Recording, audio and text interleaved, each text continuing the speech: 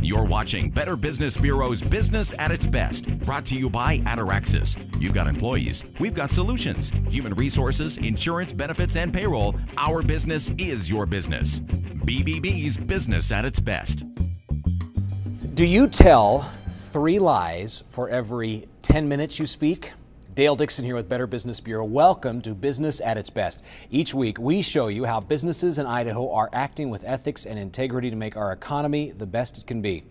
Today, the focus is telling the truth. And I hope you're questioning those 3 lies every 10 minutes question off the beginning, because University of Massachusetts researcher Robert Feldman sat 2 people down and asked them to talk for 10 minutes. They went back and they watched the videotape, checking for truth-telling.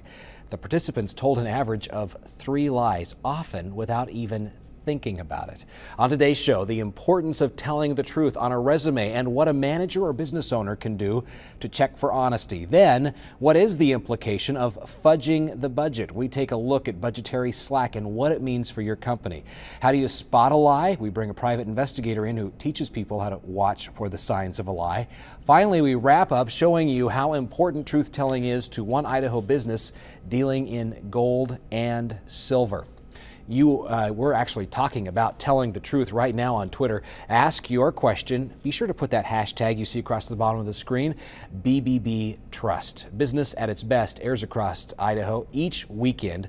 Throughout Idaho, we're talking Pocatello and Idaho Falls to Driggs, east to Burley, Rupert, Twin Falls in the south, and then Nampa, Caldwell, and Boise to the west. Thanks to our media partners, KTVB, Idaho's very own 24/7 in Boise, and Idaho's local News 8 in Idaho Falls.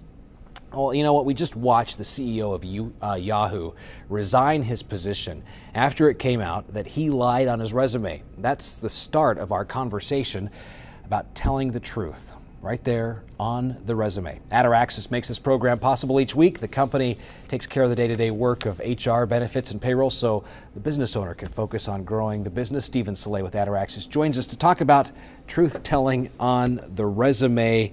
So let's just start right there. As you work with these companies across Idaho, what are you hearing from them about their concerns regarding truth-telling on the resume? What are they seeing?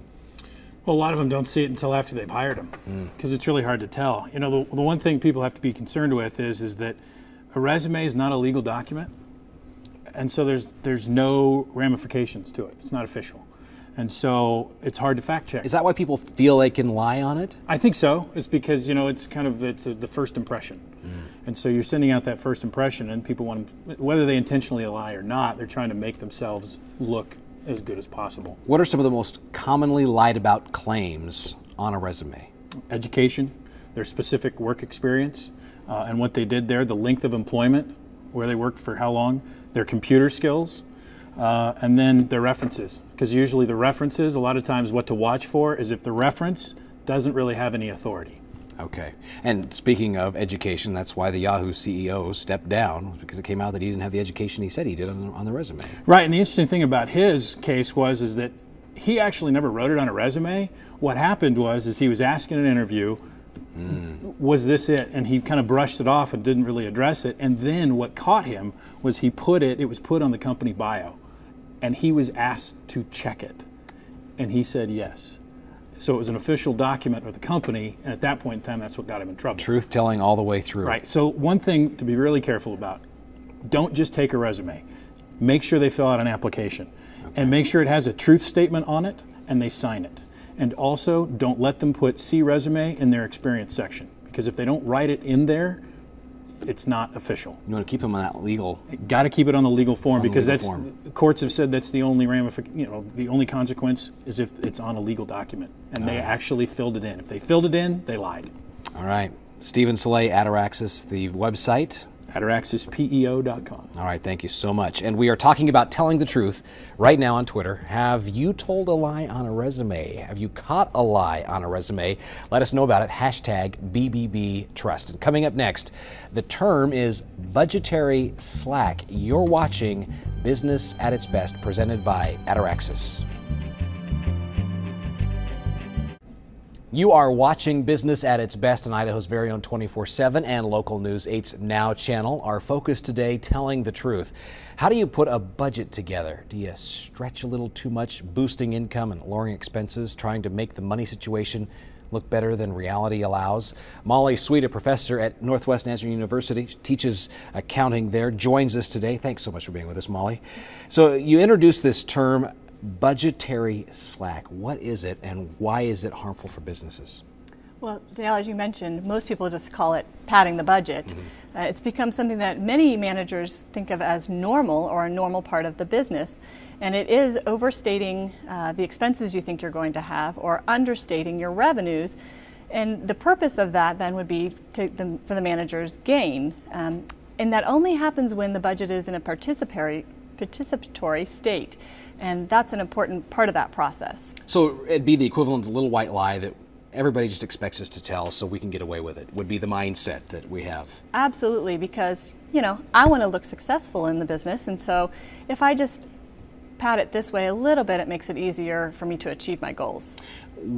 What would motivate an employee to participate in this budgetary slack endeavor and be a part of that and help really carry it out? Sure. Some of the studies now are saying it is an ethical consideration, that it is tied to our foundational ethics. Social pressures are another big one, but also resource intention. So you might pad the budget a little bit to try and get more resources if you think that the economy is going to change. So that's one reason that we do it. There is a quote-unquote positive reason, which is for motivation. Managers may add some slack into the budget in order to motivate their employees. So they achieve their goals, and they feel then the next time they make them a little bit tighter. Make it easier for you to hit those sales goals and the income goals. So what can a business do then to help keep this from slipping into the budget? Because I'm sure it just starts small. We're going to do it in this one area of the budget, and then all of a sudden creep takes place. So how do you really keep your hands on this and keep it from happening? Sure. It actually comes down to your favorite issue, trust. And so if an environment of trust exists between the employees and the management and the upper management, that's the number one thing. Procedural fairness or procedural justice, meaning that the managers feel like all the resources are allocated in a fair manner, that's another big one. And again, I think that comes down to the issue of trust. And having the employees participate in the budgetary process and part of their compensation plan being tied to that and them being involved in that, those are all ways that companies can mitigate this. All right, very good. Mollie Sweet, thank you so much for being with us from NNU. Great information, important to keep in mind as folks look at the budget process. And we are talking about telling the truth right now on Twitter. Do you know a company that is great at telling the truth? Share it with us. Just be sure you hashtag it BBB Trust. Coming up later, imagine taking some old coins to a precious metals buyer, selling those coins, and then getting a phone call later in the day that the buyer owes you more money. That's what happens to people in eastern Idaho, where the owner of Infinity Coin says he's made that call several times. See the story in moments. First, how do you spot a liar? Neal Custer teaches the science behind the art. Learn for yourself next. You are watching Business at its Best, presented by Ataraxis. Welcome back to Business at its Best. If you're having a conversation with someone, how do you know they are telling you the truth? There may be some telltale signs. Neal Custer, owner of Custer Agency, has more than 40 years of experience conducting interviews in both a law enforcement and corporate environment. He now uses those interview skills to help businesses throughout Idaho with issues involving embezzlement and other interviewing techniques, and he teaches this at the university level. Neal, thanks so much for being with us today. Thank you. So we started the show by telling folks that University of Massachusetts study shows that on average people tell about 3 lies for every 10 minutes they speak, which is really hard for one to wrap their mind around. But as you are out there working and doing what you do you see lying as being that prevalent?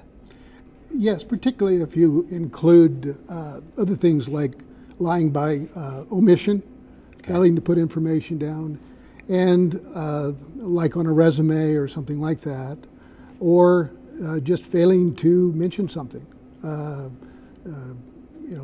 an interview setting.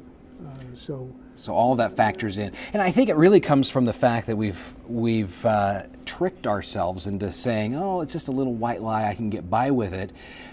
So there are though some unintended consequences when we've gone down that road of saying, "Oh, it's just a little white lie. I can get away with it." What are some of those unintended consequences that you see? Because you come in oftentimes after the lies have been told, and you're working to figure out what the truth is. Yes, I think probably the biggest unintended consequence is that of loss of trust and confidence. And it could be an employee who loses confidence in the company because they have not disclosed something, or they see things going on within the company. They lose confidence in the product or the service that they're providing.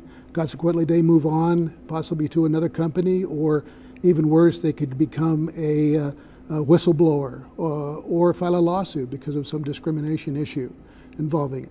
Or from a consumer standpoint, you have a consumer who loses confidence in a company and therefore goes to a different company because they have felt they've been lied to or lied by omission, and so they seek somebody else out. And so their company's business reputation can be damaged because of that. There's really a domino effect that you can, I mean, just the one little white lie you think doesn't matter, you can hit that domino, topple it over, and all of a sudden a whole cascade of things happens. Yes. Well, most businesses rely on the ability to maintain consumer confidence.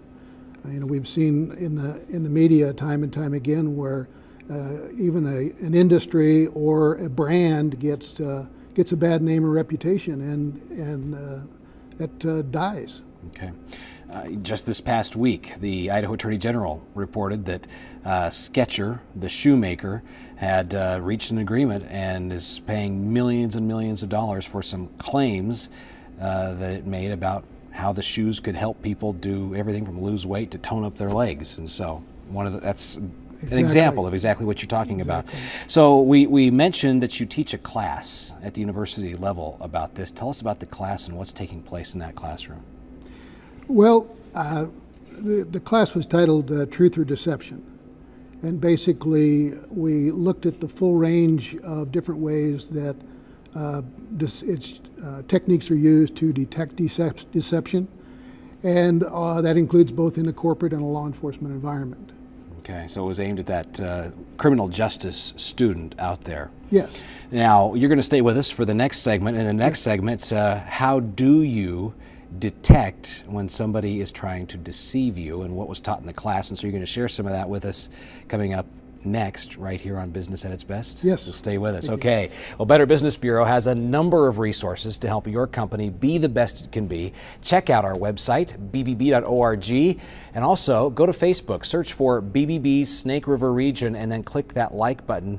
That will keep you up to date on the latest coming out of Better Business Bureau. Do you have an example of telling the truth? Tell us right now on Twitter. Be sure to hashtag that, BBB Trust.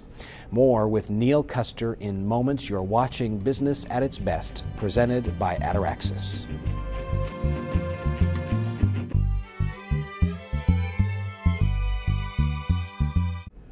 Welcome back to Business at its Best. Neal Custer is our guest right now on the TV show. He teaches interviewing techniques at the university level, also runs his own small company, Custer Agency, as an investigator. And thanks again for being with us today. Before the break, we were talking about teaching truth and deception at the university level. So, we've been watching TV shows now, dramas obviously out of Hollywood, that lead us to believe that you can just spot a lie by watching for some body language, a shift of the eyes to one side or the other.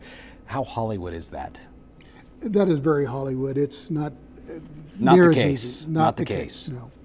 Okay, so as you're teaching this class, what are some of the ways that people can begin to spot the lie? Because you say it starts with a baseline. Yes, as far as body language, in order to determine if a person's body language is reflecting some kind of dishonesty or deception, you've got to know what their norm is, what their baseline is. And that's why it's easier in detecting deception in somebody you're close to, maybe your children or your spouse, or maybe it's a public figure who is on TV a lot. We may see a difference all of a sudden that indicates possibly they're being deceptive. So you cannot take a cue from Hollywood in thinking that you can translate that into real life to spot deception. That's correct. Is the biggest lesson out of this. It's usually a collection, a cumulative thing. More than one factor you need to take into consideration before you draw a conclusion. Now, I'm curious because dealing as an investigator and what you do, and you've handled things at the corporate level, and how do you maintain trust in humanity when you see this constantly and you see the level of deception that you see? Well, I think you just have to accept the fact that some people are going to be dishonest, and you hone your skills to try to detect people that are being dishonest. I think it comes back down to, from the consumer's perspective, it still has to be buyer beware. And from a business perspective, you have to do your due diligence. You have to make sure that you do everything right, and you guard your business reputation. I love the saying, trust but verify. So yes. You start with that level of trust, but you are sure to verify when somebody says something. And then it really goes to the heart of the fact that we are all in the trust building process continually. You can't let your guard down in trying to build trust by being honest. That's correct, yes. So at the university level then, when you're teaching this class, what are one or two things that you want those students to walk out of the classroom never to forget? Well, there are some tells, if you will. I mean, in the gambling industry, they call it tells of somebody that's maybe giving off signs that they're bluffing in a hand. So those tells, are more dealing with omission of information, or if they lying causes stress, okay, and stress is going to change your behavior. Only 70% of or 7% of our verbal communication that we really look at. And if a person, for example, if I were interviewing a person for embezzlement and I ask if they actually stole money from the company, and they said, I wouldn't do something like that. It's only a yes or no question. Or I wouldn't do that because I'm Catholic. Okay. Or, I don't know what you're talking about. So listen for a person that doesn't really answer the question. They'd rather not answer the question than answer the question directly. Excellent tell. Okay. Neal Custer, Custer Agency, thanks so much for being with us on Business at its Best. And we're talking about truth-telling right now on Twitter. Ask your question, #BBBTrust. And next on Business at its Best, we visit Infinity Coin in eastern Idaho. The business owner is building a reputation for telling the truth, especially when it's not in his best interest. You'll see what I mean when we return. You're watching Business at its Best, presented by Ataraxis. Welcome back to Business at its Best. If you took a bag of old pennies to a coin dealer to sell, imagine the dealer taking a look at that batch and offering you a price. You say, hey, that's fair, and you take the money. And then later in the afternoon, you get a call from the dealer. He tells you he didn't pay you enough. That is being truthful, and that's part of Kevin Josephson's story from Infinity Coins in eastern Idaho. The coin and currency industry survives on truthfulness. If either person fails to be honest, the system collapses, and mistrust will push the client or buyer away from the transaction. If I'm going through a collection of stuff and is a handful of wheat pennies, for instance, most dealers, they're just going to buy them 2 cents a piece straight through, and they go in the bucket, nobody cares. Well, if I'm looking through and I see one that's, say, a 1911S, it's a little more of an expensive coin, I can tell them, okay, well, you got $2 here, but this one I'll give you, $50 for. That's a trust issue. That builds that trust in there that, hey, I went through and I was able to find her, it was about $300 worth of pennies in that little handful. There's about 40 or 50 pennies there. It turned out to be worth more, and let's square up on it. I had a lady bring in some currency once, and there's some fairly unique called military payment currency. And I think I paid her $10 a piece for them, and went and had them checked out. Turns out they're worth about $300 a piece. I called her back and I says, hey, I underpaid you for those. I'll give you another couple of $100. And so if I call somebody back up, especially if it's a significant amount of money, and I tell them, hey, I paid you $5 for it. It turns out it was really worth $200. I owe you some more money. It just blows them away because they don't expect that. They never expect that. That expectation shouldn't come as a wow, but is built on the trust factor between the dealer and the seller.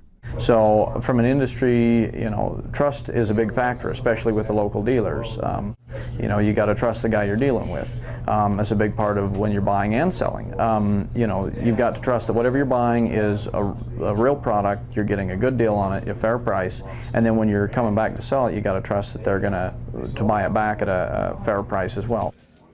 So first thing you should ask is, what's the price of the metal, whether it be silver or gold or anything else? How much metal is in my item, silver, gold, whatever, and then what does that work out to? And it should be a reasonable percentage. With dealing local, if nothing else, you at least have somebody to come back and yell at if you aren't happy with the transaction.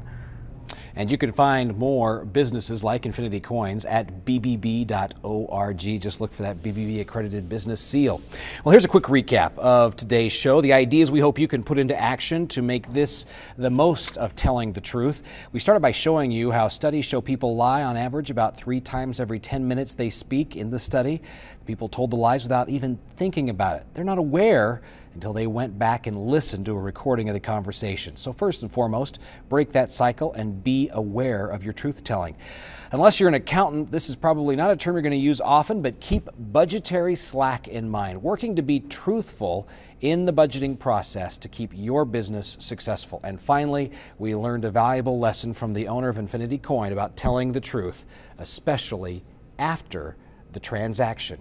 Thank you so much for spending this time with us. We hope you have a wonderful week, and we'll see you back here next Saturday for the next edition of Business at its Best.